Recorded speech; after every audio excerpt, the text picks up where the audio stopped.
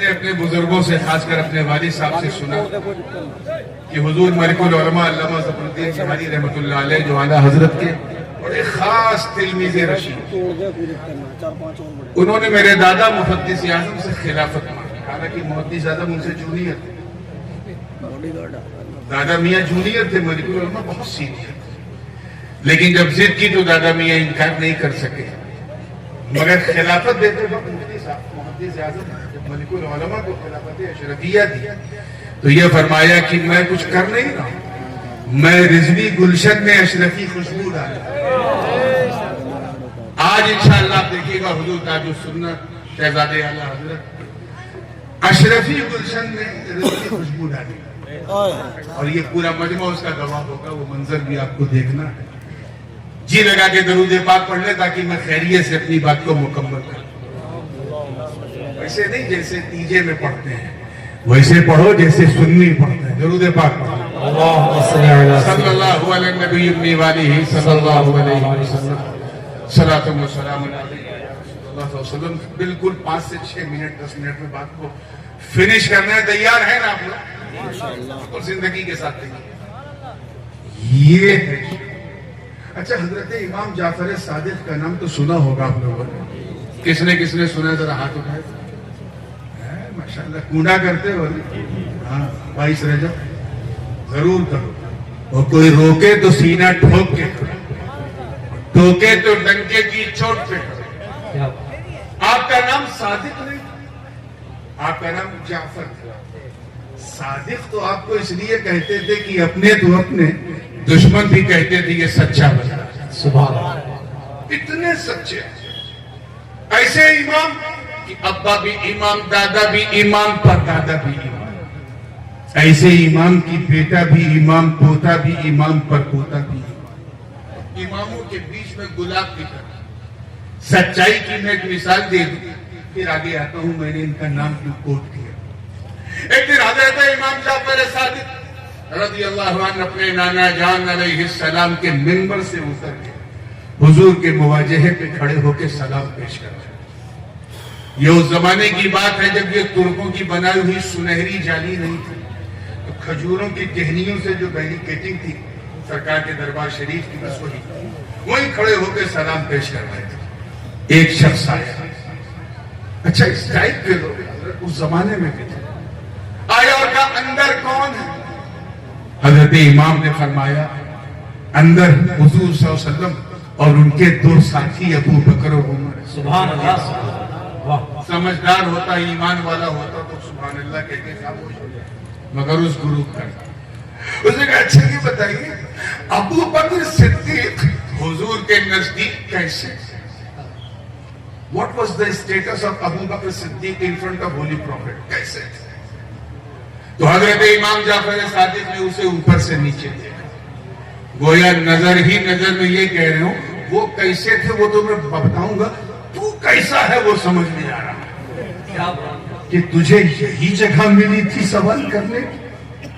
ارے جہاں ہم لوگ اپنی سانسوں کو روک کر سلام پیش کریں، اور اس لیے سانسوں کو روکیں کہ سانسوں کی آواز سے آقا کے مزاج لطیف کو تکلیف نہ ہو، وہاں تیری ہمت۔ اتنا لمبا چوڑا جواب ہم اور آپ ہوتے تو بڑا تگڑا جواب دیتے کہ ابو بکر یہ تھے، حضور کے نزدیک یہ تھے، ان کی یہ شان، رات ختم ہو جاتی میرے صدیق کی بات ختم نہ ہو۔ مگر وہ امام ابن امام لمبا چوڑا جواب نہیں دیا، شارٹ کٹ میں کہا کہ یہی پوچھ رہا ہے نا کہ ابو بکر صدیق حضور کے نزدیک کیسے تھے؟ جالی کی طرف دیکھ ایسے تھے،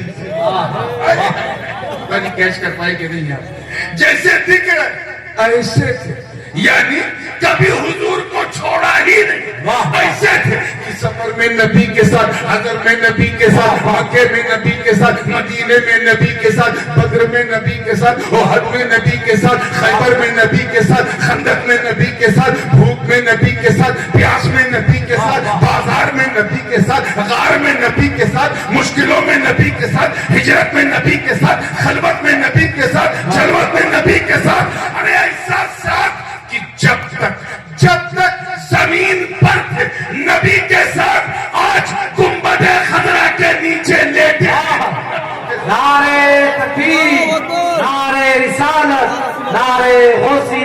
فیضان مخدوم اشرف مسلک اعلی حضرت. وہ امام جعفر صادق جو سچ بولنے میں ایک سیکنڈ بھی نہ رکے. ان سے ان کے ایک مرید نے پوچھا حضور یہ اللہ کی رسی کون ہے؟ من ہوں حبل اللہ کون ہے؟ حضور کی شان تو جانتے ہیں. وہ صحابہ خوش نصیب ہیں جنہوں نے ڈائریکٹ سرکار کی بیعت قبول کر. ہم کیا کریں؟ تو اتفاق سے جمعرات کا دن حضرت امام جعفر صادق نے فرمایا کہ کل جمعہ ہے. اس سوال کا جواب میں اپنے نانا جان کے ممبر سے چنانچہ جمعہ کے دن مسجد کھچا کھچ بھری تھی. سرکار امام جعفر صادق کھڑے ہوئے. پہلے رب کی حمد بیان کی, پھر حضور کے فضائل بیان کیے, پھر کچھ مسائل بیان کیے, اور بیان کرتے کرتے فرمائے سأل سائل عن حبل اللہ فأقول لكم یا معشر المدینہ والذی نفس جعفر بیدی نحن حبل اللہ حبل ممدود من الارض الى السماء حتی یرد عند حوض الکوثر. ایک پوچھنے والے نے پوچھا کہ اللہ کی رسی کون ہے؟ اے مدینے والو, عزت رب کعبہ کی قسم جس کے قبضہ قدرت میں جعفر کی جان ہے کوئی اور نہیں, ہم لوگ اللہ کی رسی ہیں جو زمین سے آسمان تک ٹنی ہے. سبحان اللہ سبحان اللہ زندہ باد. یعنی اگر اس رسی کو تھامنا ہے تو حوض کوثر پہ دیکھنا, حوض ہوگا اور یہ رسی یعنی ہم ہوں گے.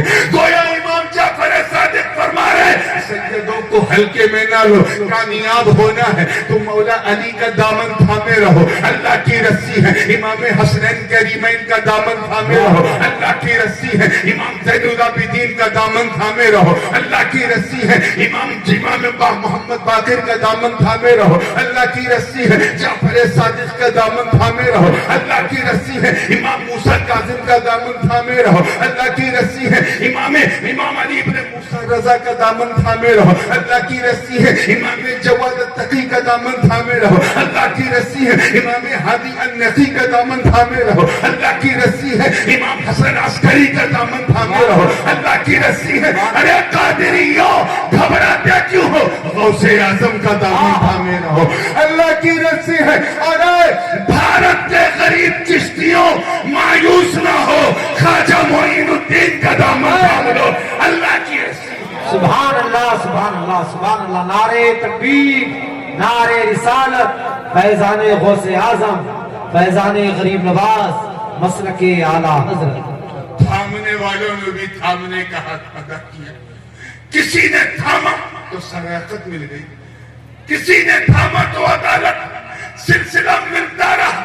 کوئی یہ دعا کرتا ہے اے اللہ جب تک زندہ رہوں تھامتا رہوں, جب تک سانسیں چلے تھامے رہوں. کسی نے یہ دعا کی کہ قیامت تک تھامے رہوں. سعدی نے کہا خدایا بحق بنی فاطمہ کہ پر قول ایمان کنی خاتمہ, اگر دعوت امرت کنی ور قبول بنو دست و دامان آل رسول. بس بنی فاطمہ کے صدقے میں میری یہ دعا قبول کر لے, کیا چاہے تو قبول کر یا نہ کر, میں تو سیدوں کا دامن تھامے رہوں گا. کسی نے دنیا میں تھامنے کی دعا کی, کسی نے عقبہ تک, کسی نے محشر تک, کسی نے جنت تک, مگر قربان جاؤ اعلی حضرت عظیم البرکت امام عشق و محبت, دریائے رحمت, کنز الکرامت, جبل الاستقامت, حقانیت کی شان, سنیوں کی جان, احمد رضا خان علیہ رحمت و رضوان, کہ جب تھاما تو دعا کیا مانگی؟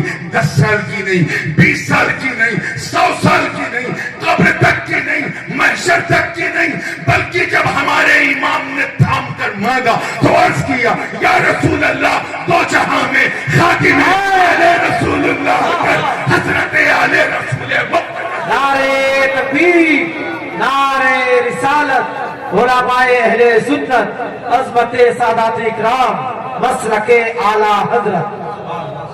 امام کہے دامن نہ چھوڑو اور غلام ہم سے وہ رسی چھوڑوا لے.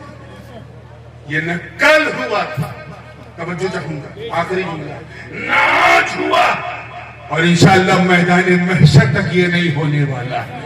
دنیا سر پٹک پٹک کے تھک گئی، کوشش کرنے لگی کہ لیلا کو مجنوں سے الگ کر دیں، مجنوں کو لیلا سے الگ کر دیں۔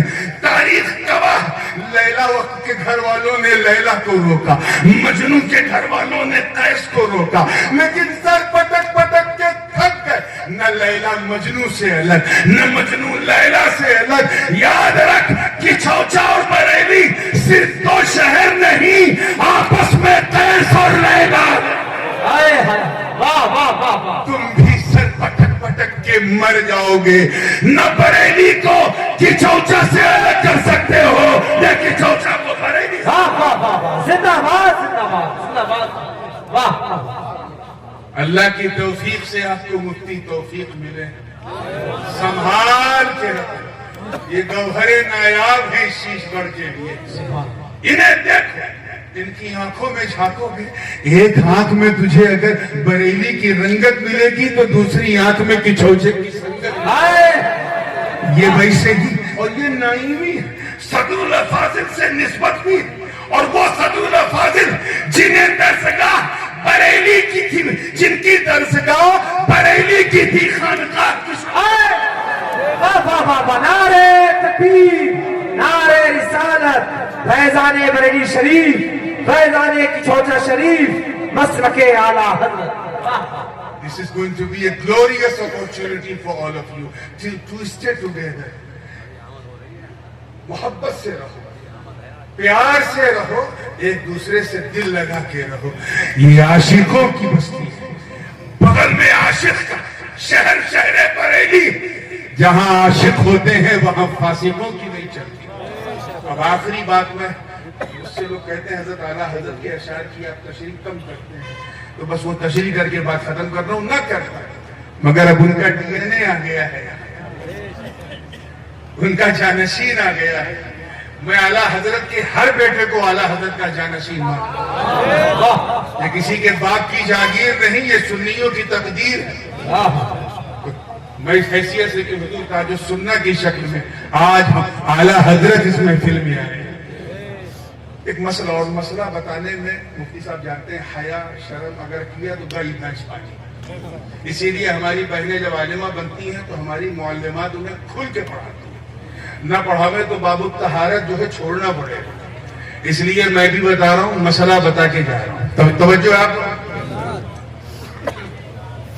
دنیا میں مجھے کوئی ایک ایسی عورت بتاؤ جو 55 سے اوپر ہو، 55 سے نیچے ہو، کوئی عارضہ بھی نہ ہو، پیٹ میں بچہ بھی نہ ہو، صحت مند ہو، جوان ہو، اور 30 دن لگاتار نماز پڑھ لے، ہے کوئی پڑھ سکتی ہے؟ نہیں پڑھ سکتی۔ 30 ہفتہ لگا بغیر کسی رکاوٹ کے نہیں پڑھ سکتی، 30 سال نہیں پڑھ سکتی۔ کیوں؟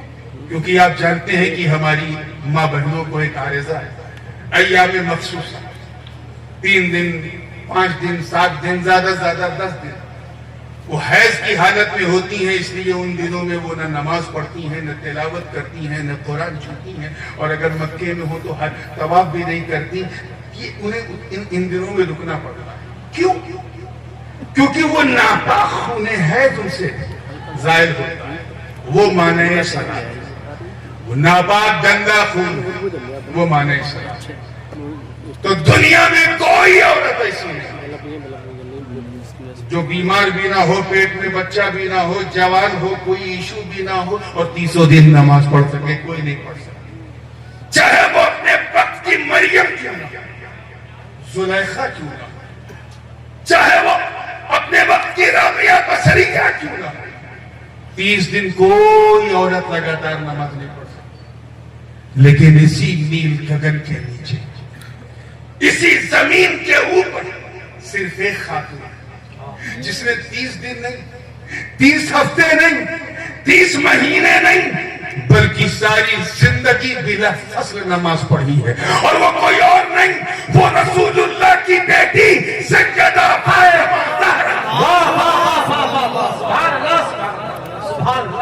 اب میں مفتی صاحب، میں اس بحث میں نہیں جانا چاہتا جو علامہ ابن عابدین شامی وغیرہ نے، کہ وہ ایک خاص قسم کی رطوبت تھی، زائل ہوتی تھی، وہ مانع صلاۃ نہیں تھی، ناقض وضو تھی، آپ وضو کر لیتی تھی، پھر عصر کے بعد پھر وہ رطوبت زائل ہوتی تھی، پھر آپ وضو کر لیتی تھی، وہ رطوبت تھی، وہ ناپاک خون حیض میری ماں میں نہیں تھا جو دوسری عورتوں میں ہوتا۔ وہ خون گندا ضرور ہے مگر بڑا قیمتی ہے، کیونکہ وہ خون اتنا قیمتی ہے کہ اس خون کو حاصل کرنے کے لیے، اسی گندے خون کو حاصل کرنے کے لیے عورتیں نہ جانے کتنی تعویذ، کتنی درگاہ، کتنے بابا، کتنی علاج، کتنے ڈاکٹر، کتنے حکیم کی وہ گندا خون مجھے مل جائے۔ کیوں؟ کیونکہ وہ جانتی ہے کہ اگر یہ گندا خون مجھے نہ ملا تو میں ماں نہیں بن سکتی۔ یہی وجہ ہے کہ جب ہماری ماں بہنیں امید سے ہوتی ہیں تو پھر لگاتار 9 مہینے نماز پڑھتی ہیں، کیونکہ وہ ناپاک خون حیض آنا بند ہو جاتا ہے۔ توجہ ہے نا آپ لوگ؟ کیوں؟ کیونکہ اب اس خون کی طاقت، اس کا جو مادہ، خون نہیں مادہ، وہ ماں کے شکم سے بچوں میں ڈائیورٹ ہو جاتا ہے، اور اسی طاقت سے بچوں کا کنسٹرکشن ہوتا ہے، جس کو قرآن نے یوں بیان کیا، ثم خلقنا النطفة علقة فخلقنا العلقة مضغة فخلقنا المضغة عظاما فكسونا العظام لحما۔ تو یہ 4 مہینے تک یہ پروسیس ہوتا ہے، جس کے بعد انسان بنتا ہے، بچہ بنتا ہے۔ یعنی وہ ناپاک خون حیض اتنا قیمتی ہے کہ اسی کے مادے سے بچے بنتے ہیں۔ اب مجھے بتاؤ کہ جب وہ خون جناب سیدہ میں اللہ کرے سمجھ میں آ جائے، میں جانتا ہوں سمجھانے والی اولاد نہیں رہی، لیکن اللہ کرے سمجھ میں آ جائے، جب وہ خون جو دوسری خواتین میں ہوتا جناب فاطمہ میں نہ تھا، تو جب حسن پیٹ میں آئے، جب حسین پیٹ میں آئے، جب زینب پیٹ میں آئی، جب محسن پیٹ میں آئے، تو بنے کس مٹیریل سے، کس چیز سے بنے؟ وہ گندا خون تو تھا نہیں۔ تو اس کا جواب تجھے سہارنپور کا فاسق کیا دے گا؟ اس کا جواب بریلی کے عاشق نے دیا کہ تیری نسل پاک میں ہے، بچہ بچہ نور کا، تو ہے نور، تیرا سب نعرے رسالت، عظمت سیدہ فاطمہ، مسلک اعلیٰ حضرت، فیضان مخدوم اشرف۔ سبحان اللہ۔ تو میاں محبت سے رہنا ہے، محبت سے رہو، الٹا سیدھا کام مت کرو، پیار سے جیو۔ اور اس کا آسان نسخہ یہ ہے، مرید چاہے جس کے رہو، کسی کے بھی بنو، مگر اپنے دل سے اہل بیت کی محبت کو کبھی نکلنے نہ دینا۔ انشاءاللہ تعالی تیرا سینہ بھی ہوگا، عشق رسول کا مدینہ بھی ہوگا۔ وآخر دعوانا ان الحمدللہ رب العالمین۔ السلام علیکم۔